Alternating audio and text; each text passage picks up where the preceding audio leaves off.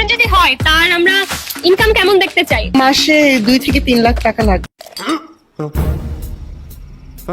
ইনকামের কথায় পড়াইতেছে আগে এটা আমার কবাই এটা কি বেড়া না বেডি আর বয়স তো শুনে মনে হইতাছে এটা হইতাছে বেড়া আক্তার বেডি।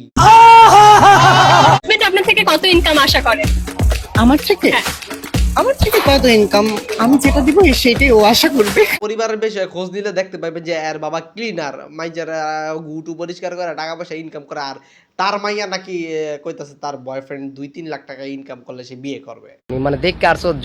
আমি ওকে খাওয়াইতেছি এটা আমি ওকে খাওয়াইতেছি এটা তা খাওয়াইবা তোমার কি ওটা আছে কারণ তুমি তো শরীর থেকে শরীফ হয়েছো।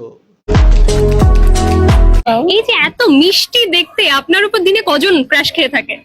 দিনে তো অনেকজন ক্রাশ খায়, এটা পার্সোনালি বা বলতে পারো এবং পাবলিকলিও বলতে পারো। প্রশ্নটাই তো ভুল এর উপরে ক্রাশ খাইবো তো দূরের কথা এর দেখলো তা আমার অলরেডি বমি আইতাছে আর কতটি পোলা পাই যে বমি টমি কইরা পরলোকে চলে গেছে এটা কে কইবো।